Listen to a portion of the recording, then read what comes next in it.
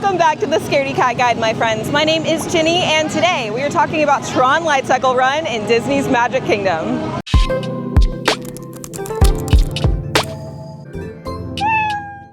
If you're new here, this is the channel where we talk about Disney and anxiety, we talk about sensory issues, and really just anything that you might want to know if you're an anxious rider at Disney World, like me. Now this is a first for me. This is actually the first time I'm riding Tron Lightcycle Run, and I am so excited. I'm a little bit nervous, but you know what? We're gonna do this together, and I could not be more excited to experience it for the first time with you guys. Now, I've heard quite a few different perspectives when it comes to this particular attraction, so I'm excited to see how intense it really is. So without further ado, let's dive into those details. This Tron-themed coaster contains high speeds, some flashing lights, and a unique ride system.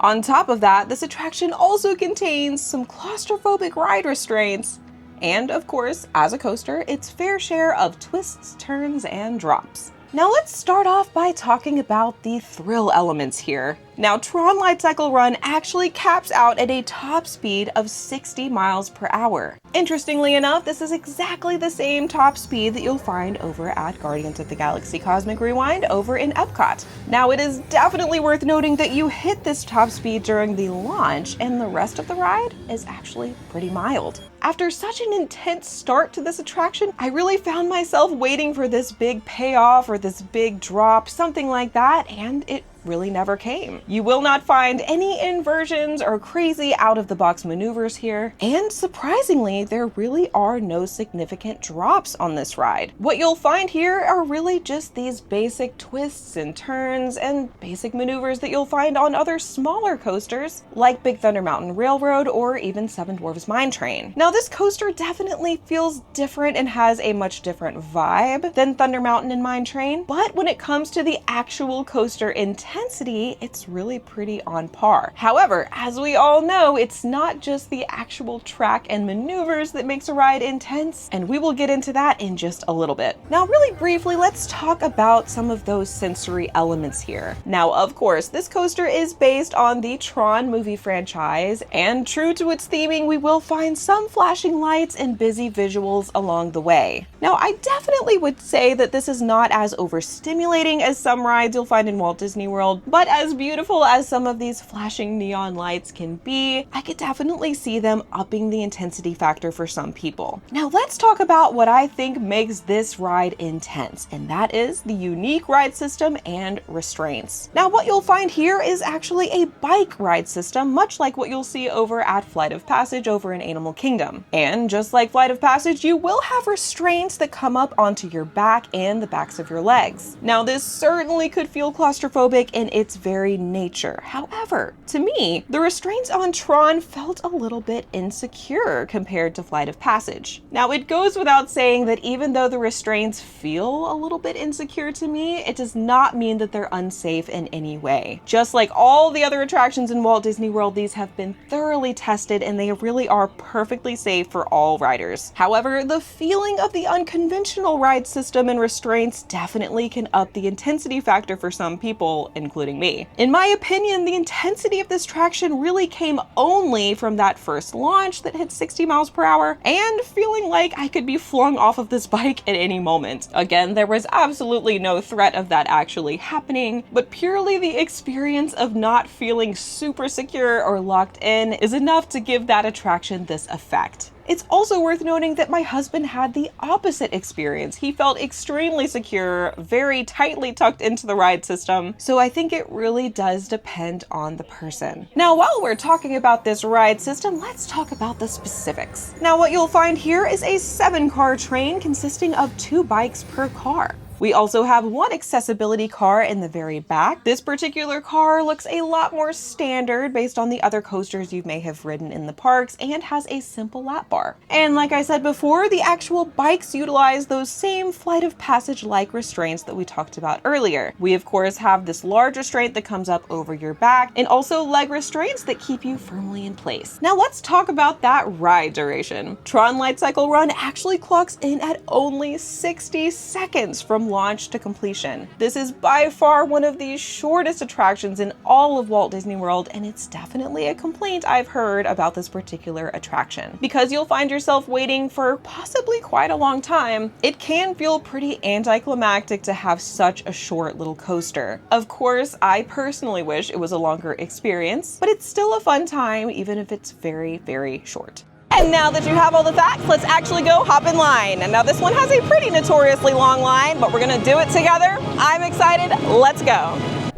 You'll find the entrance to this attraction in the Tomorrowland section of Magic Kingdom. Now, once entering the queue, you will find yourself in this beautiful white canopied area that you probably saw from the monorail on your way into Magic Kingdom. This part of the queue is very straightforward. You'll just make your way through this canopied area. You will see the test seats to your left, which you are of course free to go check out, take a seat in. Now, I definitely recommend checking out these test seats, especially if you have anxiety like I do and you think that they might feel a little bit claustrophobic. You can really get a feel for how this ride vehicle works, and don't be afraid to step away if you feel like this is not for you. Now, if you do feel like you're up for this adventure, you will quickly find yourself under this large sign in the true entrance to this attraction. Now, this part of the queue is covered and you'll find some fans overhead, which can definitely help with that summertime heat. Now, the line will just wind back and forth in this particular area for a bit before finally leading you inside.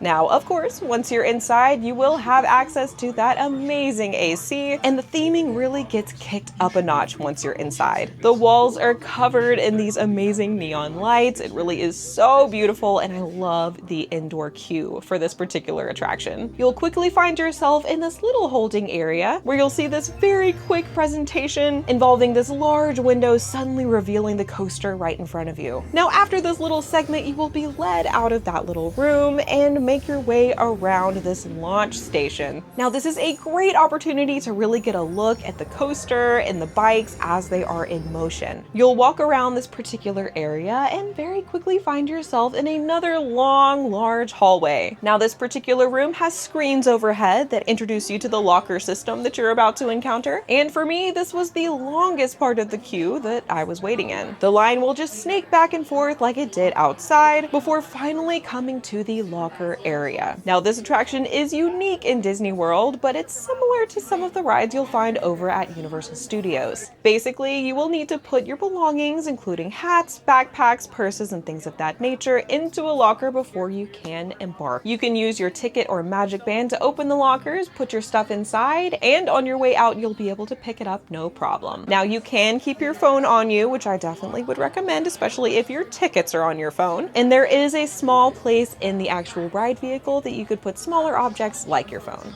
Now, from this locker room area, you will find yourself very quickly in the loading station. Now, this loading station looks a lot like the Guardians of the Galaxy station. You'll go down a couple of ramps until you find a cast member, which will sort you into your lanes. Now, boarding this coaster is a little bit different from the others just because it is a bike. So depending on which side of the coaster you will be on, you will either have to step between the bikes to get over onto the other side, or just hop right onto the bike in front of you. You'll pull the restraints down by pulling on the handlebars, and you'll be ready to set off. Now, once this ride does commence, you will slowly make your way into the launch station, which is in another room. The lights will change color, everything will go red, and after a very quick countdown, you will find yourself launching up to 60 miles per hour into what I think is the most intense part of the ride. Now, this launch feels fast. This, of course, could have a lot to do with the fact that you are on a bike and the ride system feels a lot different from the other coasters that you may have encountered, but I cannot stress how fast this launch feels. After this, however, you'll find yourself very briefly outside as you twist and turn before making your way indoors. Now, this indoor section is mostly dark. We, of course, have some more neon lights, some flashing, and overall a pretty cool landscape for an indoor coaster. However, there are no major drops in this section. There may be a few little small dips, of course some twists and turns, but overall this section of the ride felt very mild to me. And after only 60 seconds, this coaster comes to an end and you'll find yourself back at the unloading station. Now, hopping off this attraction is very similar to getting on. A cast member will direct you to go to one side of the vehicle or another, and you'll make your way back to the locker station. Now, these lockers do open with your magic band or park ticket, just like they did at the beginning, and you'll be able to easily grab your stuff and head towards the exit. You'll encounter one last long hallway before you make your way back outside into the beautiful Florida sunshine. And there we have it.